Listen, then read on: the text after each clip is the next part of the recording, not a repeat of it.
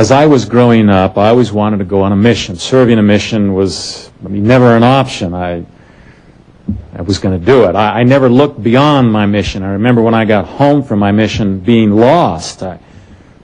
Now what was kind of, get married, have kids, I guess. That was kind of the attitude. I don't know what I'm going to do with myself now because everything has been pointed to the mission. I wanted to go to Denmark. My mother's Danish. My grandfather, who was a tremendous influence in my life, was Danish, raised in Copenhagen. He went on a Danish mission. My uncles went on Danish missions. My cousins went on Danish missions. It was just, if you were in my family, you went to Denmark. That was just it. And I loved everything Danish. I loved the Danish people. I was starting to do Danish research for genealogy. I wanted to know the language. There were lots of good reasons. And so I prayed. I said, Father in heaven, send me to Denmark. And I wasn't, hesitant about it. Now, I had a problem. In the high school I went to in Southern California, they didn't teach Danish. But they did teach French. And I had 4 years of French. And I had a French teacher that was from Paris, very proud of her language. It is a beautiful language. And if you didn't pronounce her language right, she would throw something at you. And she could terrify a class. She would walk around throwing a piece of chalk in the air like this, or an eraser. And then she would turn on you and fire a question in French at you. And even if you knew the answer, the look on her face would scare it out of you.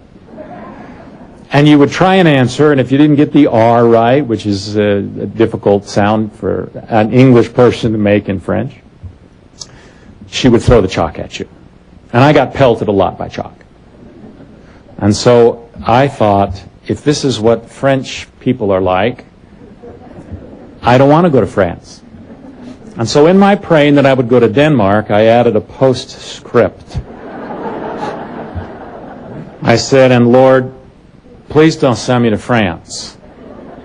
It's all right that I studied for 4 years of French. I'll learn another language if I don't want to go to France. Now, as the time for turning the papers came nearer and nearer, I began to realize that probably it wasn't appropriate to tell the Lord where you wanted to go on a mission. So I began to drop, I want to go to Denmark's. But I didn't think it was too inappropriate to, out of all the countries in the world, eliminate one. Okay? To be able to just say, Lord, I'll go wherever, okay, but please don't send me to France. I don't want to go to France. Now, the day my mission call came, I just knew it was there. I just said, it's there. I was at work, and I knew it said France. I was so disappointed. I didn't even want to go home from work. I stayed at work, lingering, until finally I had to go. I got in the car. I'm driving slowly home, trying to hit all the red lights. All the scenes we have of excited young men opening the mail and hugging. I'm thinking, no. I don't want to open it. And I was so discouraged because I just knew it said France that I actually stopped halfway home, parked the car at the side of the road, and prayed one last time. You're going to think I'm making this up, but I'm telling you, I really did this. This was in my spiritually immature days. I'm not sure I'm spiritually mature yet, but I prayed and I said, Father in heaven, I know my mission calls it home, and I know it says France. Thou art all-powerful. Thou canst do all things. Please, please change it in the envelope. And then with a little bit of hope in my heart, I drove home. And opened the envelope, and what did it say? France. Actually, I think probably originally it said Denmark. And the Lord said, you know, we really need to teach this young man something. So let's change it in the envelope and send him to France. Now, the desired good was Denmark, or any country but France.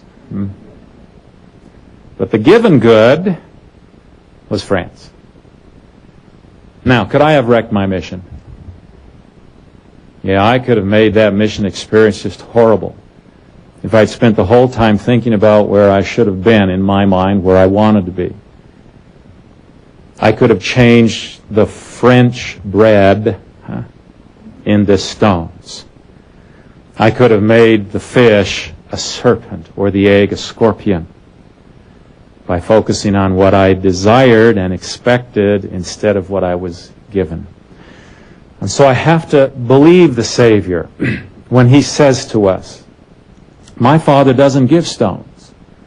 My Father doesn't give serpents. My Father doesn't give scorpions. He only gives bread and fish and eggs. So whatever is given is good. And even those things that may appear to us to be negative, He will make good for us.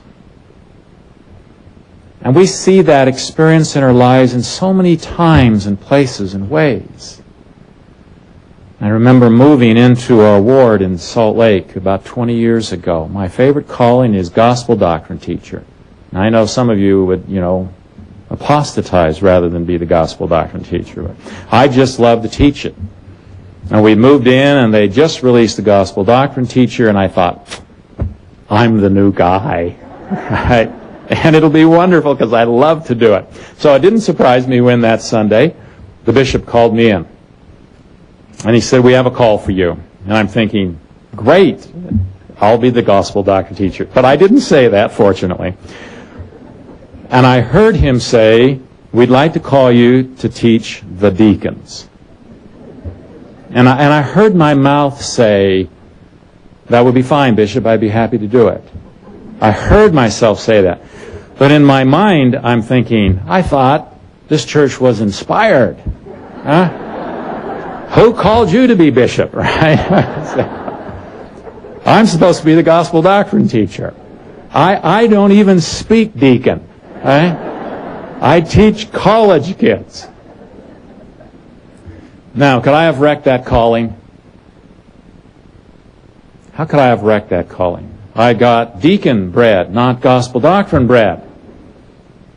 And every Sunday I could have gone in there and thought, I shouldn't be here.